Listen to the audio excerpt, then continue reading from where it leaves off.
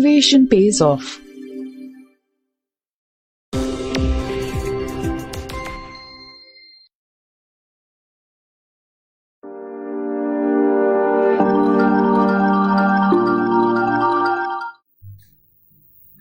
Hello all, this is Divya Bhasin, and today I got an opportunity to speak to all of you, and for that purpose I am extremely indebted to Fizz Robotics, to Mr. Vaibhav Dixit, who provided an opportunity so that I can just come here and speak out my mind.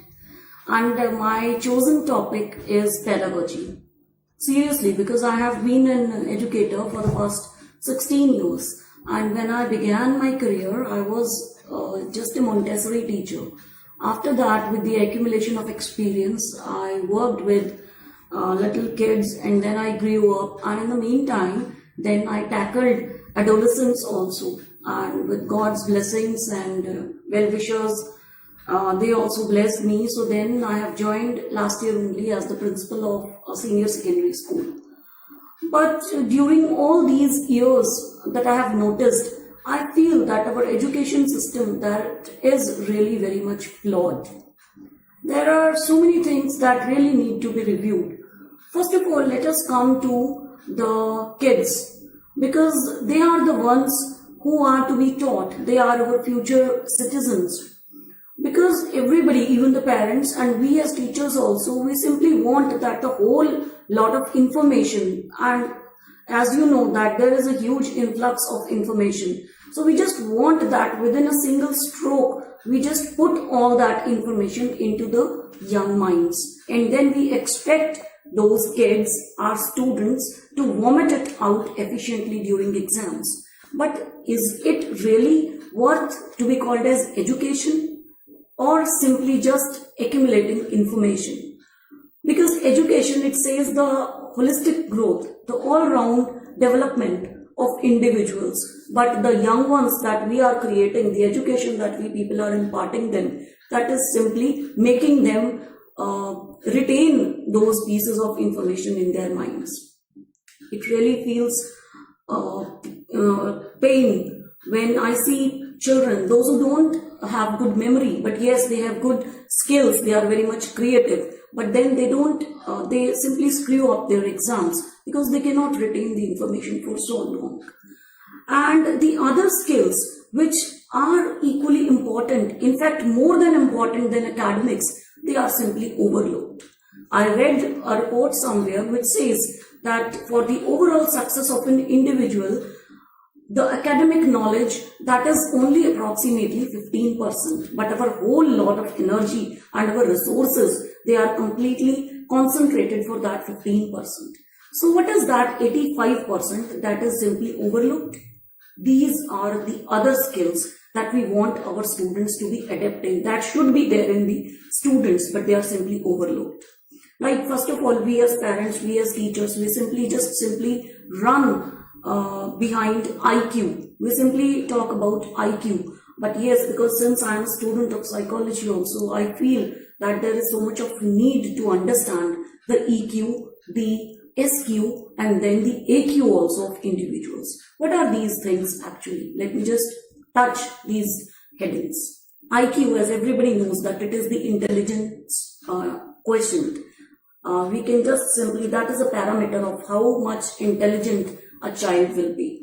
But yes, when it comes to emotional quotient, that is how a child or how a person deals with one's emotions, or how he deals with the other's emotions. That is really very much important, because I read a beautiful line somewhere that you are hired because of your skills, but you are fired because of your attitude. So what is that attitude? It is simply how you behave with your fellow men. The next important factor, that is the SQ. SQ means the ability to deal with the other people. What sort of relationships do you develop? That is SQ, the social quotient. And last, that is called the adversity quotient. But before coming to that point, I would like to narrate an incident that you also must have read somewhere. An IIT alumnus, he was thriving in his career, well settled in US with 2 kids. And it was found one day that because of the financial crisis, and he had to lose his job, and finally ended up committing suicide along with his family. So what went wrong? What happened? Why he had to take that extreme step? It is just because that when he was a small child, his parents continuously forced him to excel in studies.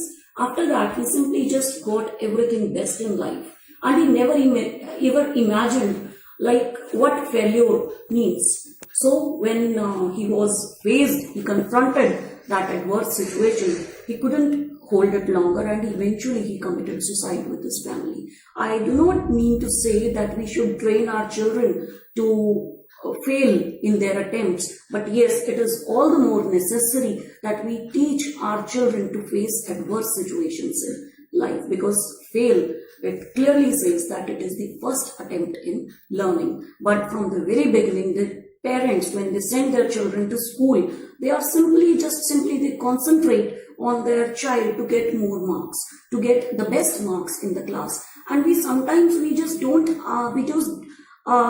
simply don't confine ourselves to our child also. We just need to see how the other child is doing. We start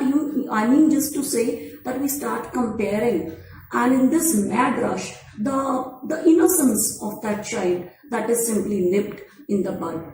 A very beautiful sentence I read somewhere, that every child is a born genius, but he goes to school to become an idiot.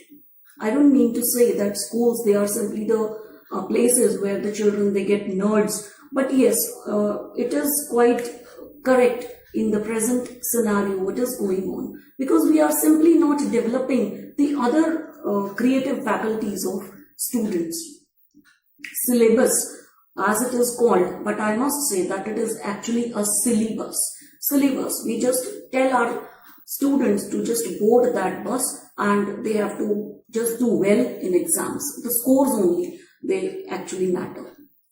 Now, being a teacher also, I feel that teachers also, in their pedagogical skills, some of the things need to be revamped. First of all, major concern for me, because in this field, nobody wants to become a teacher. First of all, let me tell you very frankly, those who come to this field, they don't happen to choose this career because of their choice. They enter this profession just by chance. So how can you expect the people, those who are themselves there because of chance factor, how can they make the children excel in the various spheres of life, right? And it is not only the academics that matters. We need to just see the mental health of children also, like the concept of happy classroom is introduced by CBSE. Happy, I don't mean to say that only the children need to be happy. I mean the happiness on the part of the teachers as well. I read about the Finnish methodology, like how they teach in Finland, and I was very much amused to find out that after every 45-minute class, they give a break not only to the students but to teachers also. 15-minute break is there, like it's like a breather to relax, to just mingle with their fellow men, so that they just come up to the class with revived spirits. But the teachers, again, when they go to the classes, they simply are in a rush to complete that syllabus as we say, right? And we just simply forget that if we really want our children to be hooked to what we are teaching, we need to include some of the things. Like all of you must have seen the movie Bahubali, and after that we were simply, completely scratching our heads, and we were we were frantic enough to find out that answer. That question was simply left unanswered. Kutappa ne Bahubali ko kyun mara, right? So I quoted this incident because everybody just kept the fingers crossed just to find out why he killed. So this factor actually need to be introduced in our classes as well, because right now the children, they simply try to avoid classes. But if we really want, my teachers, they ask me that what should be done to create the interest, to maintain the interest of students. So this is my point of view, is that we need to maintain that interest. We have to keep them wondering. We have to make our classes happy classrooms, so that the children, the place where they get learning, where they get knowledge, and it is this learning that will decide their afterlife once they are out of the school. So we just need to see that the place where they get so much of stuff, in fact more than their families, they get so much of information there. So that information should be mixed up, taking into consideration all the aspects of a child's personality, and the place should be a happy place for the students, for the teachers also. This is my point of view. Thank you.